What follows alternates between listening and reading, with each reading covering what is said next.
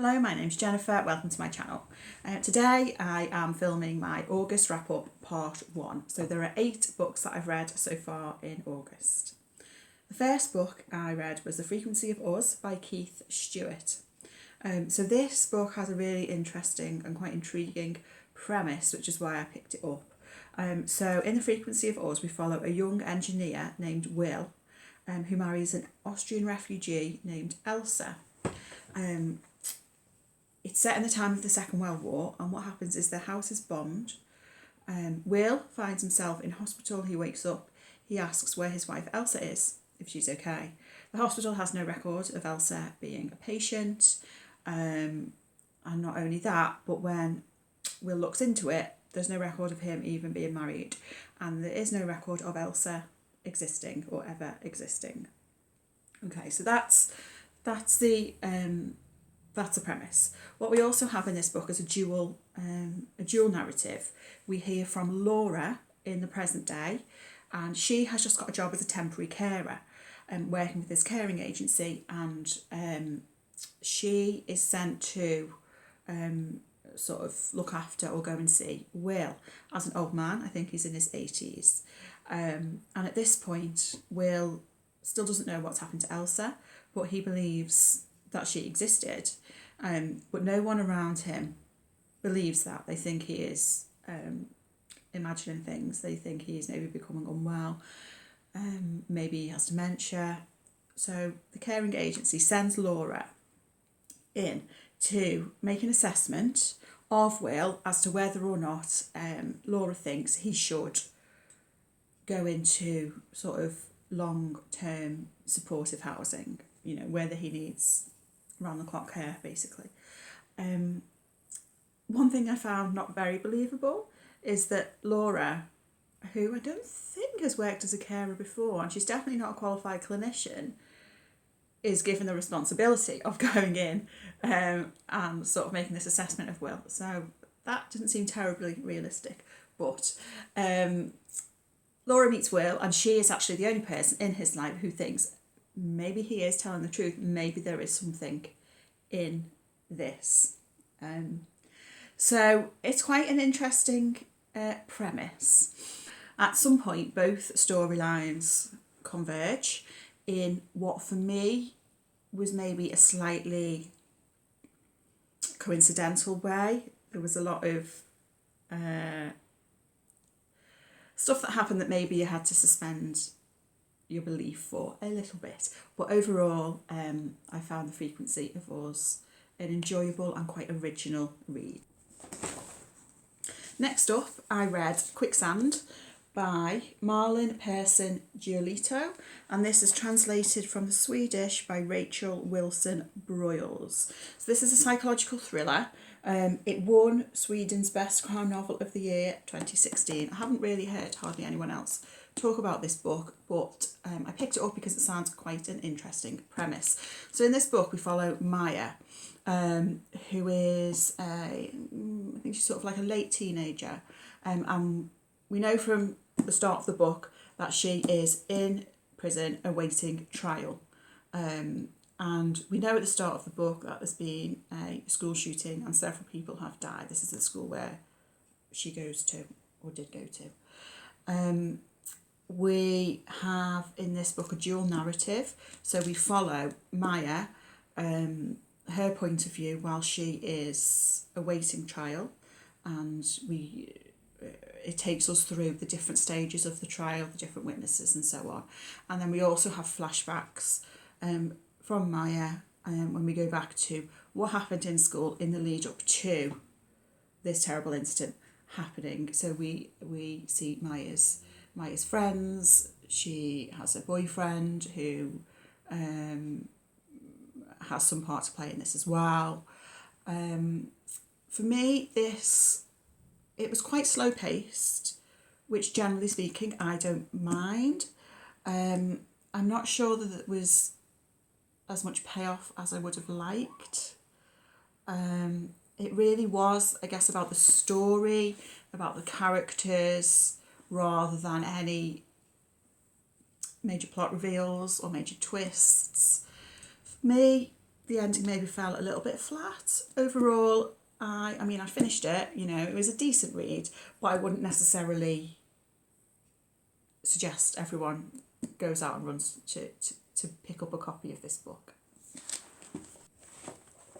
Okay, the next book I picked up was China Room by Sunjeev Sahota. So this has recently been longlisted for this year's Booker Prize. The main storyline is set in 1920s Punjab. We follow Mihar, who as a 5-year-old is betrothed into this other family. And when she becomes 15 years of age, she marries into this family. Okay, so what's unusual is within the family there are 3 brothers. There's a mother character who's very matriarchal, and then 3 brothers, and at the same time Mihar and 2 other women or girls marry these 3 brothers. But none of the girls know which of the brothers they've actually married. So the girls have to wear like veils over their face when they are in the company of the men, and they're not meant to, I think, you know, raise their eye level and look at them, so they don't know which one they've married. We also have a separate narrative which is from the 1990s, and we follow a young man who is one of Mihar's sort of, you know, distant relatives. This is set in the 1990s. He lives in England with his parents. There's some interesting talk about some of the racism that he and his family are subjected to living in England. He travels to India to stay with his aunt and uncle to recover from an addiction. So we have these dual timelines. For me, the narrative featuring Mihar was far more interesting than the sort of present day narrative. I have some problems with this book. It was a compelling read, you know, I wanted to know what was going to happen. For me, and I'm not going to give any spoilers, but Mihar's actions, Mihar's behaviour as the story progresses, to me did not seem believable within the context of what had happened to her, the situation she had found herself in. I just couldn't buy it. I didn't find it believable. Maybe found it slightly problematic as well. And yeah, I didn't like it. I've not actually heard any other reviews of China Room yet. I'm sure I will do because it has been longlisted for the Booker. But for me, when I read it, I was kind of baffled as to how it's been longlisted, because I feel like it's a very male-gazy view of women. And I don't just mean because obviously these girls have been married sort of without their will, if you like, into this other family. I don't mean that side of things. But the way Mia's character develops was very much like there's a man writing this narrative, and I didn't buy into it. So for me, China Room, I didn't like it. Okay, next up, I read Antidote to Venom by Freeman, Wills, Crofts. So this is a Golden Age murder mystery, and it's set in a zoo. So we follow the director of the zoo. It has an inverted sort of structure in that from the start of the book, we know that this director of the zoo is going to be the culprit. We know he's going to be the bad guy. He's having problems in his marriage, he's having financial difficulties. But what we don't know is exactly what's going to happen and how. I thought the setting of the zoo was used to good advantage, because that plays a part in what transpires in the story. I quite like the inverted structure of things. What it did mean for me is that the ending fell a little bit flat. I guess partly that's because it's not your typical sort of crime or thriller where you're building up to a big reveal, as in who is the murderer or whatever. You know who the bad guy is. So it was more about the narrative rather than sort of the final twist, if you like. I did think the author did something quite clever partway through the book, and again, not necessarily a twist, but just, I think, as the reader, you expect it to go a certain way, and it kind of doesn't, which I appreciated. Overall, I think I'd say it was quite an enjoyable book, and if you're interested in Golden Age crime fiction, I think it's a good one to pick up because it is quite unusual in terms of the setting and in terms of how the story is told. But overall, I gave this one a 2 star, I think, 2 star, 2.5 star, I think 2.5 star. It was fine, but it wasn't one of my favourites. Next up, I read Dear Reader, The Comfort and Joy of Books by Cathy Rentzenbrink. So this is a memoir. I heard about this on Bob Booker's channel, which I'll link down below. So Dear Reader is Cathy's love letter to books and reading, and to how books have been ever present throughout her whole life. So she takes us from her childhood, where she was reading things like Enid Blyton. She mentions Anne of Green Gables, Agatha Christie. So it felt very nostalgic for me because those are the kinds of things that I love reading as a child. And she takes us through when she started working in a bookstore, through to her time as a writer. She touches on some tragic things that have happened in her life and how books have been there all the way beside her, if you like. Throughout the book, she intersperses the chapters with book recommendations. So depending on what the previous chapter's been about. So for example, she'll talk about her time working in a bookstore, and there's some quite funny anecdotes in there. And then she'll have sort of 5 or 6 recommendations about books featuring bookstores. So she does that throughout the novel, making lots of recommendations on different sort of types of books or books with certain settings. I really, really love this book. I think, if you love reading, you will like this book. I recommended this book last week at my reading group because I just think it's wonderful. It's a real love letter to reading and the joy of books. Next up, I read Ghost Wall by Sarah Moss. So this is really quite a short book. I think it's maybe 150 pages, no more than that. And we follow Sylvie, who is a young girl who lives with her parents on... They're living in an archaeological sort of experiment in Northumberland. So they're living as if they are living in the Ice Age. So they are foraging for food, they are hunting. Along with them, there's also a professor, and there's, I think, some graduate students working there as well. Throughout the book, you get a real atmosphere of unease, and Sarah Moss does this really, really well. You have a real sense of almost quiet. It's quietly unsettling, and it builds towards a climax. And this is a book which, the more I think about it afterwards, the more I appreciate it. I read Summer Water by Sarah Moss earlier this year, and I really liked it. And I think Sarah Moss's writing is exquisite, and how she builds that tension. And I think what Ghost Wall and Summer Water have in common in terms of building to that final conclusion, that final climax, is really impactful. Okay, next up I read the Moai Island Puzzle by Alice Arisugawa, which is translated from the Japanese by John Pugmire. Okay, so this is a crime fiction novel.